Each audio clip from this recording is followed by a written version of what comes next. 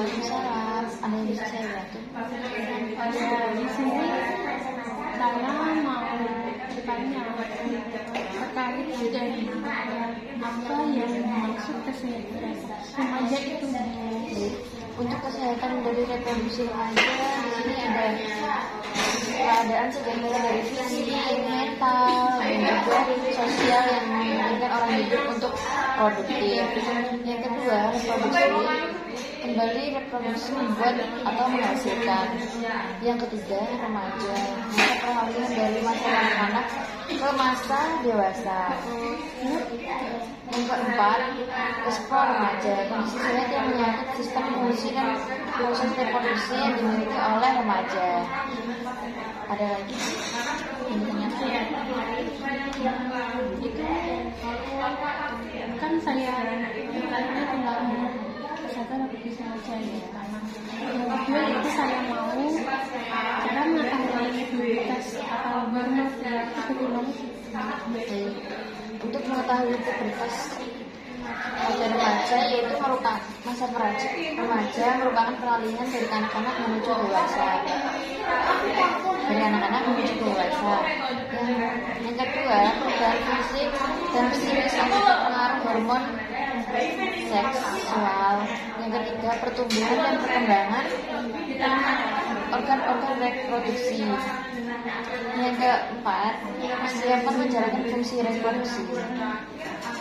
Terus cara mengetahui pubertas itu wanita bagaimana? Untuk mengetahui pubertas pada wanita, yaitu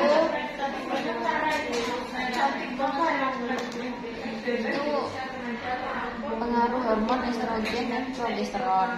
Baik ciri-ciri kelamin dan primer, ovarium memproduksi sel telur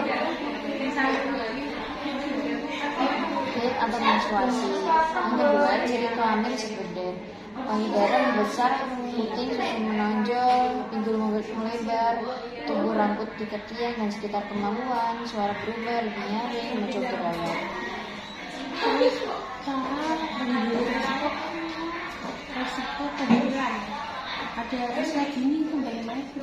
Baik, untuk risiko kehamilan usia dini, yaitu ada risiko fisik, yang kedua risiko psikologis, yang ketiga risiko sosial.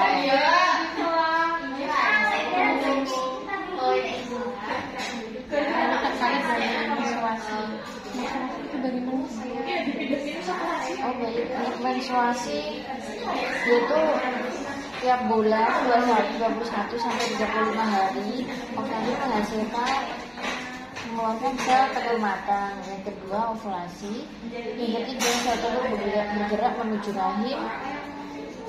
Yang keempat sel telur kemudian melekat pada dinding rahim bagian dalam yang menebal pada kayak pembuluh darah. Yang kelima, bila sel telur dalam perjalanannya menuju rahim tidak bertemu sperma, maka tidak terjadi pembuahan. Sel telur akan keluar bersama dinding rahim dan keluar melalui vagina. Terakhir, menstruasi lamanya selama 3 sampai 10 hari. Terus itu bagaimana cara mencegah kehamilan ini, karena itu namanya manusia kan kadang ada yang harus mempunyai keturunan terus, kadang ada yang suami saya itu kayak bersama itu kayak itu kita kan tadi anak saya gimana nanti aku mau bukannya mau menolak ajaran suami, tapi intinya membuat suami saya itu tidak terlalu Baik, untuk mencegah kehamilan di usia dini, yaitu yang pertama hindari penyentuhan langsung pada bagian tubuh yang tidak seharusnya disentuh orang lain, seperti paha, payudara, mulut dan pantat. Yang kedua, remaja putus harus berani mengatakan tidak kepada orang lain ataupun laki-laki yang mencoba menyentuh bagian tubuh tersebut. Yang ketiga, remaja pun harus menghormati teman wanitanya dengan tidak mencoba-coba menyentuh bagian tubuh tersebut. Yang keempat, hindari tempat-tempat yang sepi dan hindari juga berdoa dengan laki-laki dengan lawan jenisnya ataupun di tempat gelap ketika berdoa dengan lawan jenis. Baik, ada yang ditanyakan lagi? Terima kasih Bu sudah memberikan motivasi bersama sampai seperti ini. Mohon maaf bila ada kata-kata yang salah dari saya. Terima kasih. Wassalamualaikum warahmatullahi wabarakatuh. Assalamualaikum Ibu. Waalaikumsalam Bu, ada yang bisa saya bantu? Ya, di sini saya mau menanyakan tentang penggunaan tablet VE itu bagaimana ya? Penggunaan VE itu Penggunaan VE. Assalamualaikum Ibu. Waalaikumsalam. Gak usah itu cepat. Jadi Assalamualaikum Ibu. Waalaikumsalam Bu, ada yang bisa saya bantu? Iya, di sini saya mau menanyakan terkait penggunaan VE itu bagaimana ya? Baik, untuk kegunaan VE di sini, kegunaan VE itu sebagai media transportasi oksigen dari paru-paru ke berbagai jaringan tubuh ya. Bisa juga akan berfungsi sebagai katalis dalam proses perpindahan energi dalam sel.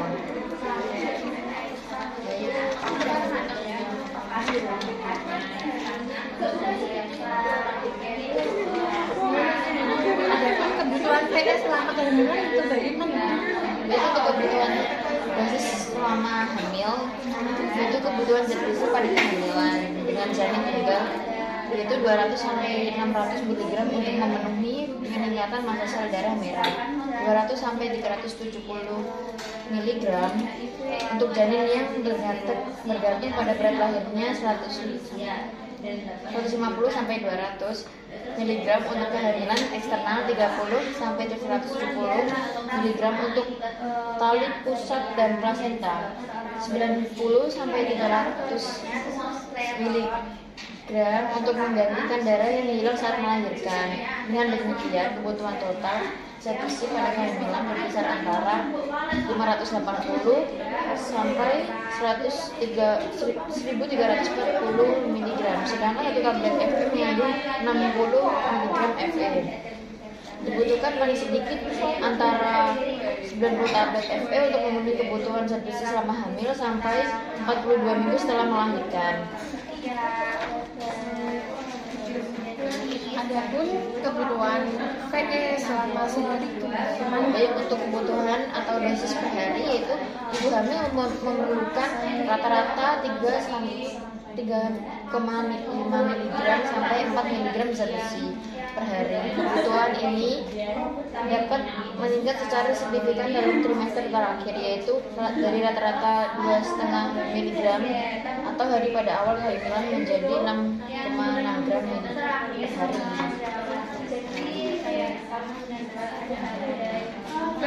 Adapun waktu minum tablet VE, Baik, untuk minum tablet VE-nya yaitu sebelum tidur malam bisa ditoleransi jika terlakukan pada saat sebelum tidur malam. Pemberian zat besi harus dihindari serta dilakukan dengan interval sedikitnya 6 sampai 8 jam.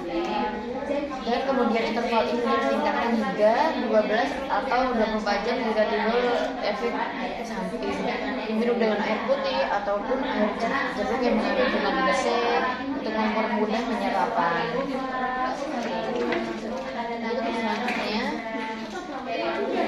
cara meminum tablet Untuk caranya, diminum 3 kali sehari di antara makan, jadi pada waktu perut kosong. Bukan saat setelah makan yang dapat menghambat penyerapan Fe, sehingga minum Fe bisa diiringi dengan minuman jeruk. Sedangkan teh harus dihindari karena menghambat penyerapan. Pengobatan ini diberikan setidaknya selama 6 bulan, sampai cadangan Fe kembali. Biasanya total waktu pengobatan sampai sekitar 8 bulan. Cara penyimpanan Baik, untuk penyimpanannya, simpan di tempat kering dan tidak terkena sinar matahari langsung ya. Atau dekat dengan sumber panas dan setelah dibungkus dibuka tutup kembali. Jadi setelah dipakai itu ditutup kembali ya ibu ya. Adapun efek samping pada tablet, Untuk efek sampingnya yaitu mual dan muntah, konstipasi, diare, tinja berwarna hitam, kecoklatan.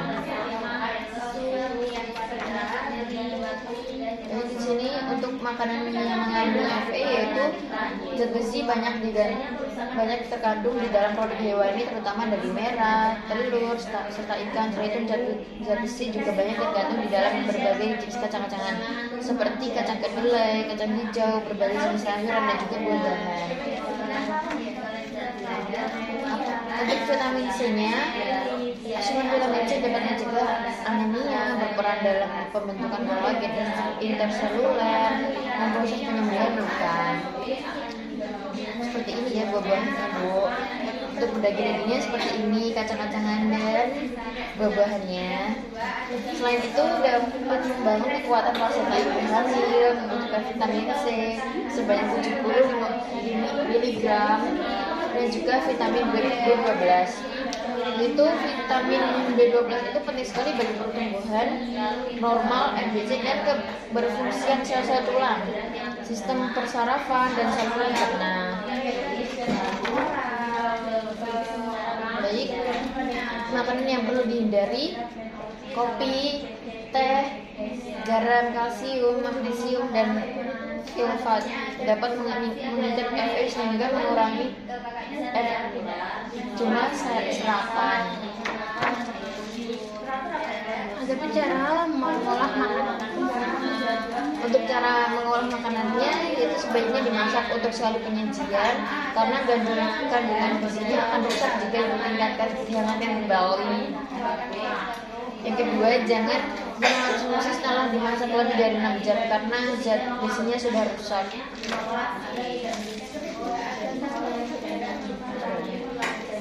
Baik, untuk penjelasannya sudah cukup ya Bu. Apakah ada yang kurang paham? Sepertinya tidak ada di. Baik, jika ada kata-kata yang salah, mohon maaf. Sekian, terima kasih. Assalamualaikum. Salam. Assalamualaikum Ibu. Salam, ada yang bisa saya bantu Bu? Ya, jadi saya mau menanyakan tentang HIV. Baik, HIV adalah sejenis virus yang menyerang sistem kekebalan tubuh manusia yang dapat menimbulkan AIDS. HIV menyerang salah satu jenis dari sel darah putih yang bertugas menangkal infeksi. AIDS adalah kumpulan gejala atau sindrom akibat menurunnya kekebalan tubuh yang disebabkan oleh infeksi HIV. Baik, yang kedua, Apa sih penyebab HIV itu? untuk penyebab HIV adalah infeksi virus HIV yang menyerang sistem kekebalan tubuh sehingga sel-sel pertahanan tubuh makin lama makin banyak yang rusak. Penderita HIV menjadi sangat rentan terhadap semua infeksi. Pada tahap akhir, penderita tidak bisa tahan terhadap kuman-kuman yang secara normal bisa dilawannya. Adapun apa saja sih tanda dan gejala HIV itu? Untuk gejala awalnya ada flu, yang kedua demam berkepanjangan, yang ketiga batuk dan sesak napas selama 1 bulan, yang keempat penurunan berat badan 10% dalam waktu 33 hari, yang kelima pembengkakan kelenjar di leher, lipatan paha dan ketiak. Selanjutnya ada kelemahan tubuh, diare tanpa sebab, kulit gatal-gatal dan kemerahan. Yang gejala akhir ada radang paru-paru, radang saluran pencernaan, gangguan susunan saraf, kanker kulit, radang karena jamur di mulut dan tenggorokan. Yang Yang terakhir yaitu TBC. Adapun bagaimana ya cara penularan dari HIV tersebut? Untuk penularannya yaitu hubungan seksual dengan pengidap HIV. Yang kedua, ibu pada bayinya. Yang ketiga, alat-alat untuk menoreh kulit. Yang keempat, darah dan produk darah yang tercemar HIV. Yang terakhir yaitu menggunakan jarum suntik secara bergantian.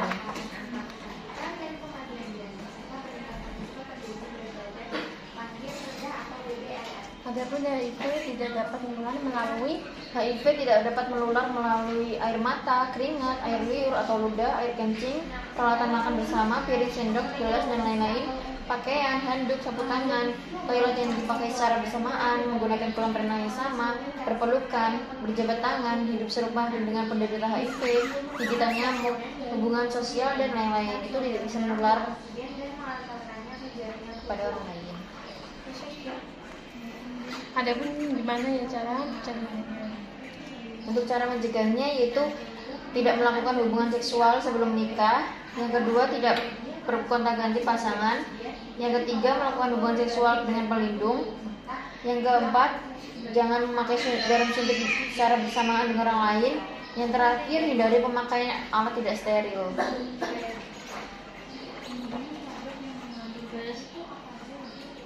Adapun bagaimana sih cara mengobatinya?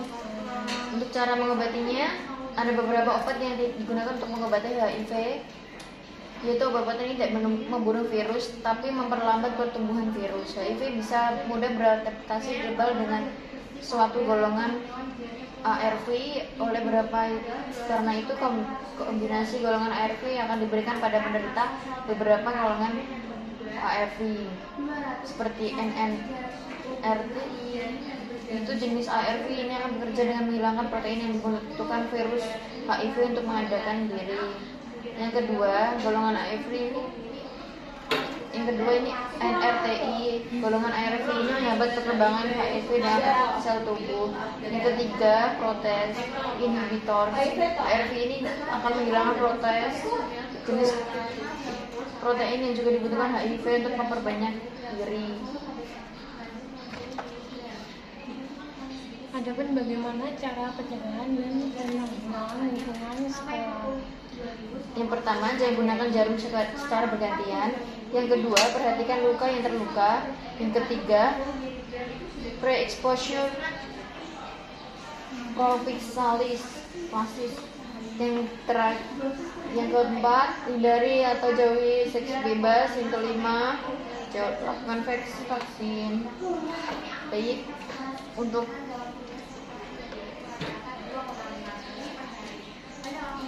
untuk pertanyaannya sudah. Apabila ada salah paham, saya mohon maaf. Sekian, terima kasih. Wassalamualaikum warahmatullahi wabarakatuh.